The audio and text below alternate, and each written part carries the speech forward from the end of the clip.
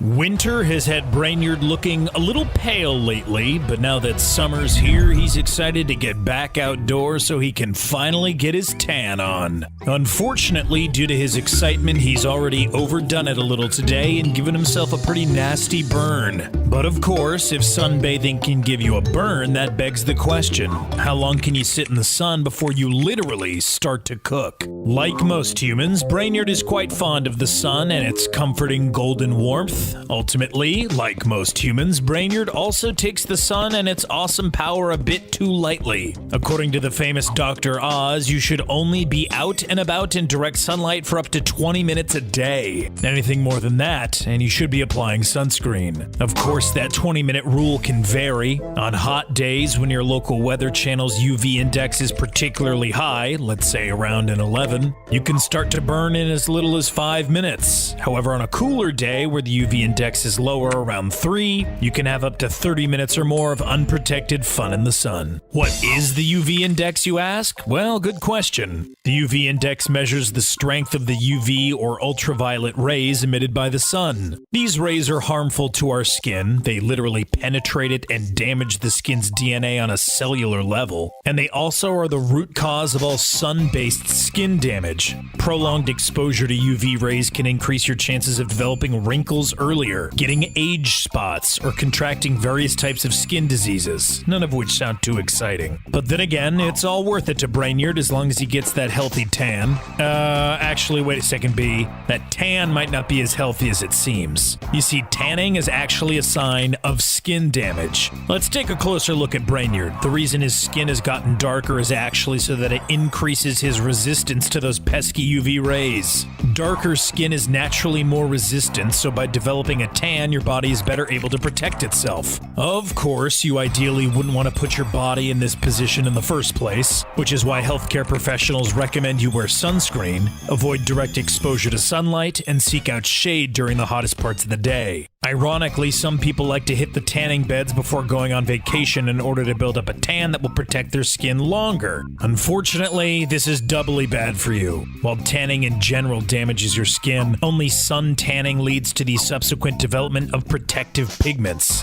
The type of tan you get from a tanning bed may look nice, but it offers literally no protection at all from the sun. Not everyone's skin is able to protect itself by tanning either. According to the Fitzpatrick skin type classification, people tend to fall into 6 types of categories. From type 1s, who have fair skin that burns quickly and never tans, to type 6s, who have dark skin that tans and never burns. People with type 1 skin should really be using sunscreen and stay out of the sun. People with type 6 should still be using sunscreen but can apply it a lot more infrequently. And yes, sunscreen really is that important. Applying SPF 30 on someone who burns easily can extend their ability to stay in the sun from 10 minutes to up to 300. Interestingly enough, though, a sunburn is also a defense mechanism, albeit a more painful and less attractive one than tanning. However, sunburns only occur when the skin is exposed to more extreme levels of UV rays. As the rays overwhelm your natural defenses, your skin reddens. As your body begins to get inflamed and your blood vessels dilate. While your skin loses moisture and starts to feel taut, your body desperately tries to thicken its skin cells and develop melanin in order to stop the UV rays from damaging your cellular DNA. Unfortunately, your body's desperate attempt to defend itself isn't as effective as we may hope. Because of this, it's important that you get yourself out of the sun as soon as possible. Once you've escaped the clutches of the giant burning ball of fire in the sky that sustains and destroys us, it's important that you drink a ton of water to rehydrate. Hopefully your skin isn't so damaged that it's blistered, but if it is, you'll probably want to see a doctor about it. Otherwise, you can self-care by trying to reduce inflammation and deep tissue damage. So Brainerd, let's take care of that burn, shall we? As with any good self-care routine, step number 1 is to take a bath, although in this case, the bath should be cool and clear, rather than hot and bubbly. After taking a nice cool soak, you should gently pat your skin dry so as not to further irritate it. Then apply a non-greasy after sun cream or gel to help soothe it. Balms with ingredients like cucumber, yucca, or lavender have been known to show anti-inflammatory effects, so try and get your hands on those. Now, once your skin has calmed down and that burning feeling has subsided, you might think the coast is clear to get back out there and get your tan on.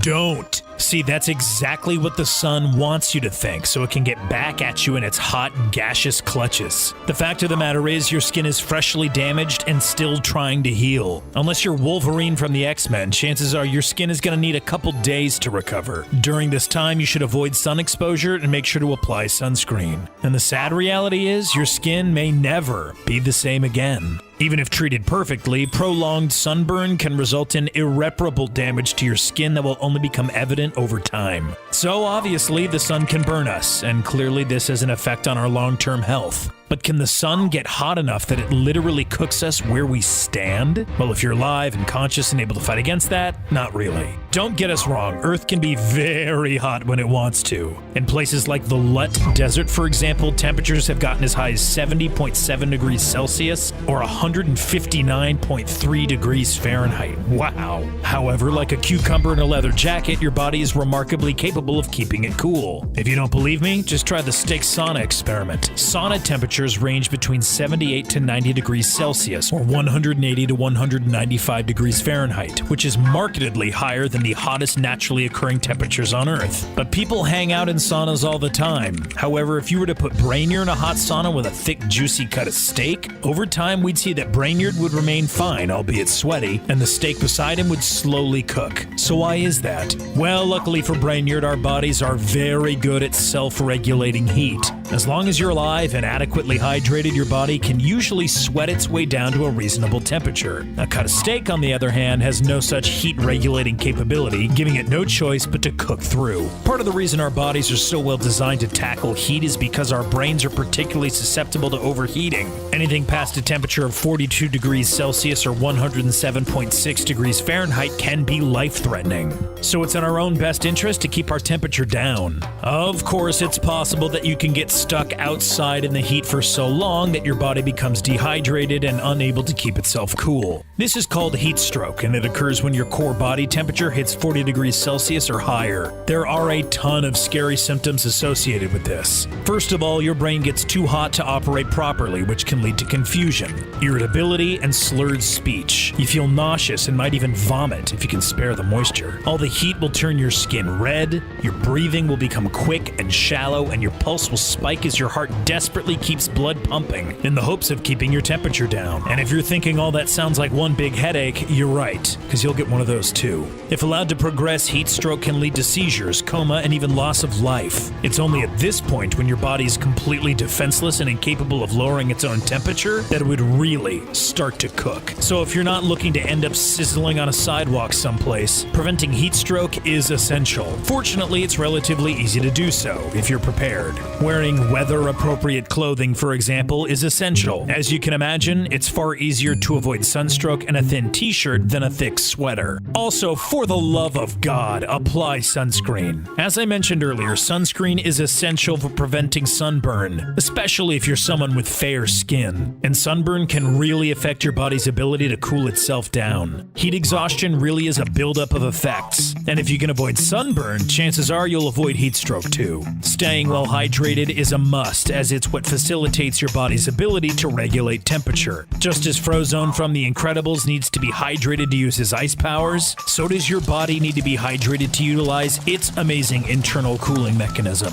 So be sure to hit the water cooler once in a while. Keeping track of what medications you're taking and how they affect your ability to regulate temperature is also a good idea, and avoiding particularly hot stretches of the day also helps. When it comes to literally being cooked alive by the sun, you really have nothing to worry about. It's difficult enough to cook an egg on a sidewalk on the hottest days, let alone an entire human body. However, overheating your delicate internal system, in general, is way more likely, just as deadly, and can have terrible long-term effects on your health, even if you do all the recommended recovery procedures. Fortunately, your body is really good at cooling itself down, which makes preventing things like sunburn and sunstroke really quite easy. Just drink water, apply sunscreen, and avoid direct sunlight, and you should be fine. Did I say apply sunscreen? Apply sunscreen. Oh, and after all this, you're still dead set on getting your tan on? Please try going the spray tan route. It won't protect your skin from the sun, but at least it won't permanently damage it either. If you enjoyed this video, please make sure to like and subscribe below, then head over to the Brainiac YouTube channel for more sizzlingly sweet videos. See you next time, Brainiacs.